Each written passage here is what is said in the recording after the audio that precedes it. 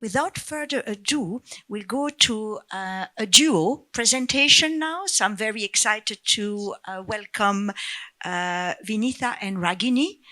Vinitha is is it Baoyan? Is that correct? Baoyan, queer feminist researcher with a specialization in sexual and reproductive health and rights. Her work with feminist movement spaces emphasizes abortion rights, particularly through the lenses of a queer and anti-caste narrative. And Ragini is an independent consultant specializing in sexual and reproductive health and rights with a focus on access to contraception and safe abortion. She creates knowledge products and engages in strategic communication for normative change alongside qualitative and digital research. And both Ragini and Vinitha are going to be talking from the experience of India and specifically on the, and I'm just going back to my notes, on the trends and tactics of anti-choice in India, an analysis through media and community monitoring.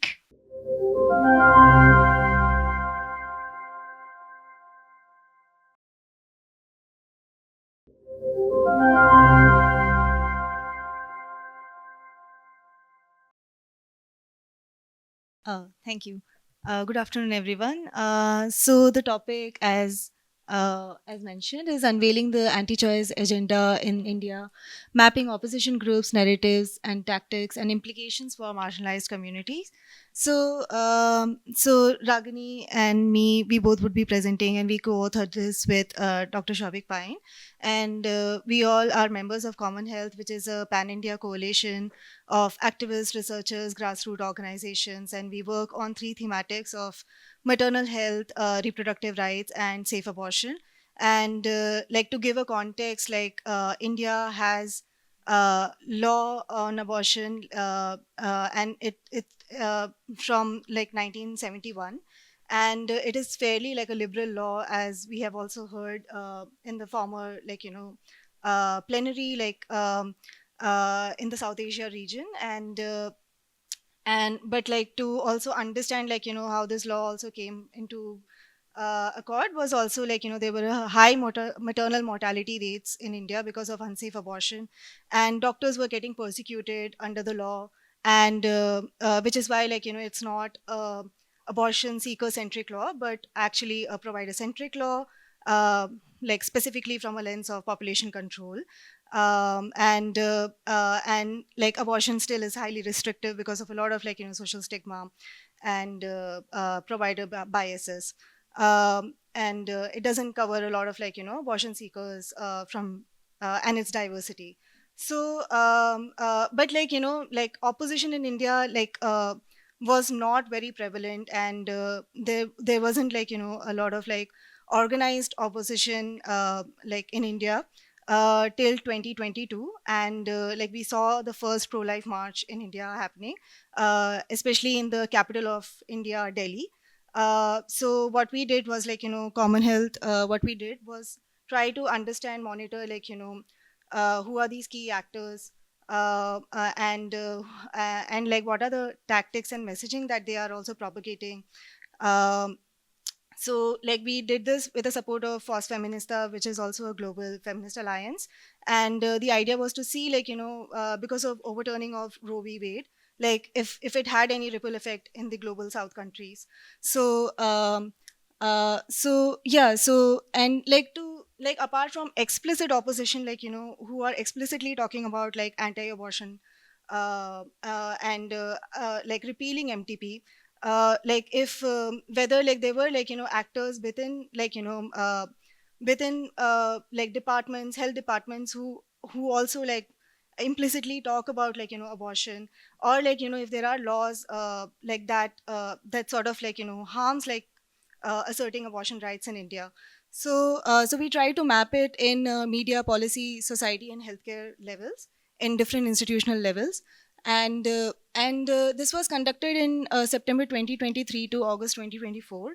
The media particularly tried to see, like, the kind of narratives tracing back to 2018, and we try to look at it from keyword searching in three languages, in social media and websites, and we particularly chose like southern and northern regions of India because we saw like a lot of activities in these regions, and also in the context, like, these two regions are also often excluded from the mainstream discourse. So like the other reason that we also try to do was, like, like to see like whatever is in the social media, like how it also is panning out on ground, at the grassroots level. So we try to validate those like information whatever we found on media, and see, like, what are the different kinds of like community level or like grassroots level tactics that is being employed by explicit opposition. So the results will be shared by Ragini. Thank you, Vinitha. For the results, we tried to profile the key entities that are involved in generating this discourse and partaking in these activities. And out of those key entities, these are 8 entities, by the way, 4 were NGOs and 4 were religious institutions. And they exhibited diverse religious profiles. There were Hindu religious organizations, there were Christian evangelical organizations, and they have different target groups, mostly very alarmingly children and women. And they also operate in several geographical areas, mostly in Mumbai, especially in the southern parts of the country. By studying the discourse that they're generating and have been generating over the years, we have sort of profiled the key narratives and emerging themes. And one of that is that there is an intersection with other anti choice ideologies. The opposition towards abortion is embedded in a larger anti-gender, anti-SRHR environment, where it's not just opposition against abortion rights or abortion access, but also they are insinuating that homosexuality is unnatural, transness is unnatural, and they're instead advocating for traditional values like sanctity of marriage, abstinence. And alarmingly, they're using disinformation to persuade people, and especially young people, to follow these. And the fetal rights focus, the narrative, the dominant narrative that it's emerging is that the life from conception argument, that life begins from conception, and hence this fetus is a human and is thus entitled to moral and legal entitlements. It has to, it will come under the purview of the law to kill this human being, and is thus against the right to life and right to equality. There is, of course, scientific manipulation. If you visit any of their websites, there will be like APA 7 formatting references of research papers and references that we tried to actually find in different repositories, but alas, unfortunately, there aren't. But very alarming evidence that they have cited, saying that abortion causes ovarian cancer and breast cancer and will cause a lot of psychological distress. And this is by far the most alarming and most distressing finding, is that through educational outreach and massive educational outreach, which consists of seminars, workshops, and it's even happening like every month. And there are pro-life centered courses in schools and colleges that are trying to induct a new, very proactive generation of young pro-life advocates or anti-choice advocates who are also, out on social media making reels and dancing to songs like "We Are a Pro-Life Generation." So these are some of the imagery that they have used. These are highly sensationalist images, very gory images, and you can see like the silicone fetuses that are used to insinuate or evoke feelings of emotionality. And these are some of the strategic tactics and public outreach activities that they are employing. Mostly it's crisis helplines. They have set up crisis helplines for people going through under unplanned pregnancies, and they provide, or they claim to provide, accurate information, and also set up linkages with crisis pregnancy centers that provide these people going through unplanned pregnancies with livelihood, with shelter, with medical help.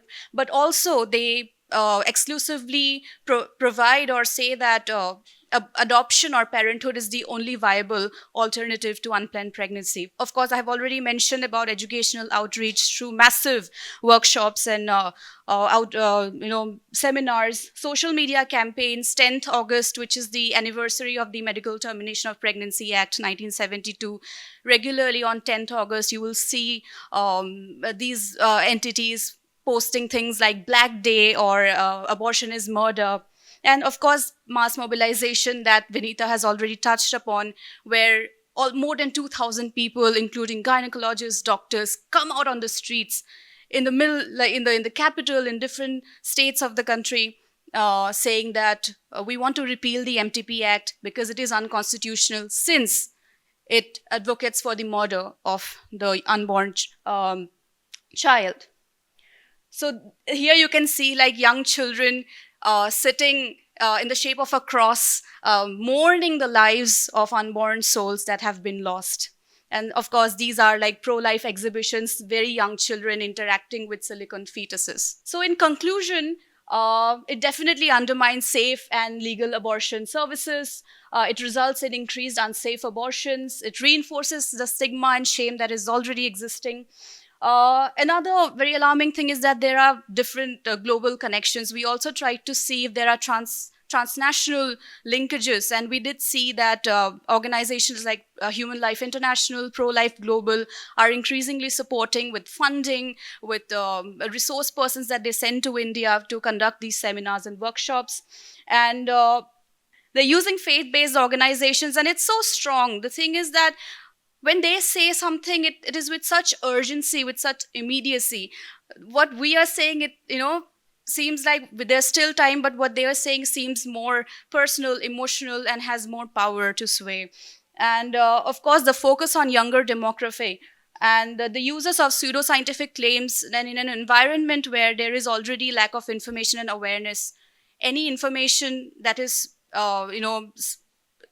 spread out so aggressively is more prone to be taken up. Selective presentation of information on abortion. There are moral and legal tactics where religious texts from the Bible and from the Hindu texts are used to reinforce their arguments. And of course, this has far-reaching implication for trans people and marginalized folks who already have so much barriers to access. And with this added information on the unnaturalness and how this is perpetuating a culture that is very unlike to India's, is just marginalizing them further. For recommendations, we recommend that we develop counter strategies, very proactive, context-specific counter strategies that address this stigma and misinformation. And we focus this on protecting reproductive autonomy.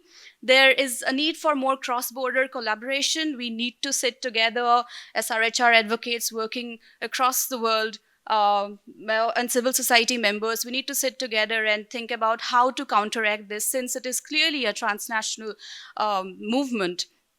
And definitely, our study was a more preliminary study. There needs to be constant monitoring and to deconstruct what this global trend, what is their agenda, and how they are, since this is very clearly well-funded and they're so strong in how they operate.